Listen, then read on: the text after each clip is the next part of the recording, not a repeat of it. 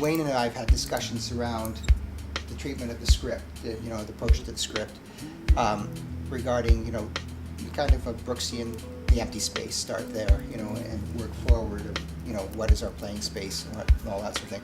The big gimme that seemed to be there for us was the magic carpet, Arabian Night, even though that it's a contemporary urban setting, what a wonderful way to, define playing space. We have a grid that's basically at this wire height, it's way up at the ceiling in the center section, and the grid on the sides are this height. So we have a 20-foot span in the middle where, we've got full value for ceiling.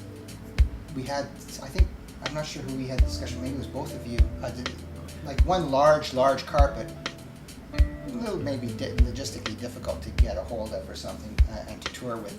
But what about a carpet per person, for example? If we were to, have a bunch of carpets that, however we make their presence known, that overlap. I don't know which. I don't know. I guess they came together, or there was a bit of a corollary between these things. We're looking at the projection surfaces veils. So if there's 5 actors, 5 carpets, 5 veils, we could. These are only 4 feet wide. I would assume that they'd be wider. So it gives. There's a human size.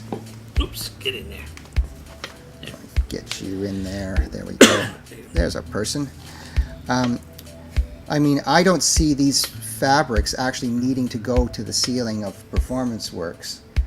Because they sort of diminish the person, but it also gives us an excellent ability to do the condo tower skyline sort of thing too. Technically. What if they swagged up? Hearing you guys talking about you bring on the individual carpets. What if, again, if it's a sheer fabric that's actually bellowed up into the ceiling, and that you have the ability to bring each individual screen in? And we can fly them down, so to speak. Yeah, they're literally swagged up into the ceiling with a bow to them, and that you can actually lower each individual one down in, pull them away instead of going to black. Nice tenting image. Yeah. The Bedouin tents. Maybe this is it's a more sculptural use of it.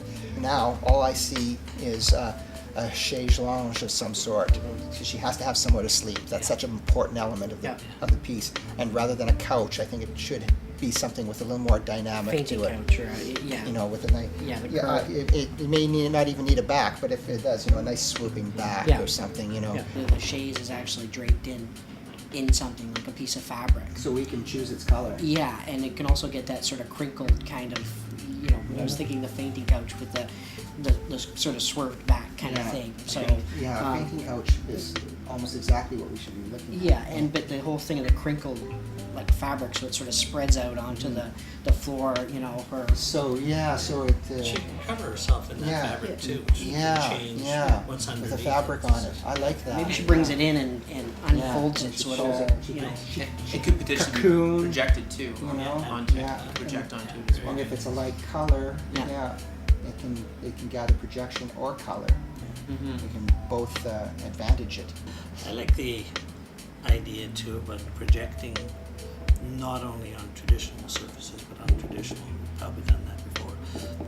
Like Francesca's nightgown, something like that. Particularly when she's talking history and being abducted and all that. Yeah.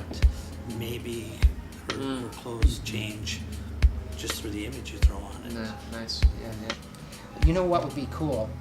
Jamie, he had generated some stuff while I was away in Montreal and showed it to me. And one of the things in particular that really rocked my world was because at one point we had talked about these things, spinning, going to black, going to white, sort of thing. And then he did this backdrop as a skyline that's kind of cool that incorporated an aspect of that idea, which also then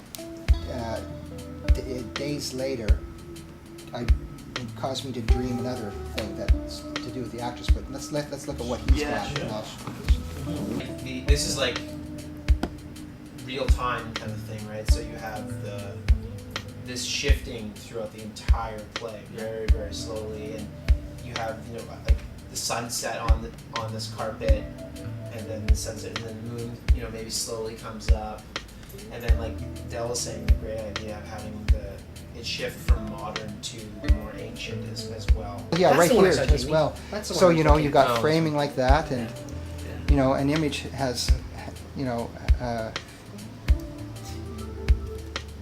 carpet frame. Yeah, yeah. If you rotated the playing space, so the seating was Sideways. against the balcony, facing the other way, so that you could actually put in a larger upstage screen to project to get a larger image, and that you know what I mean? Because it's just because those screen. I mean, I love the height. They won't go right to the grid, but there's that, as you say, there's the apartment level, and I think it's such. You know what I mean? Like we've done multiple shows in there where the screen needs to be like this size kind of thing. And it chops the idea of the design right This in image half, is so, you know what I mean, stunning that that you've got this presence in the back of. We could reverse the seating and lead the audience through in much the way we did with Cloud Tectonics, which was that's reverse in the space. It's just and again, because I'm picking up on things you said, if the actors are going to be.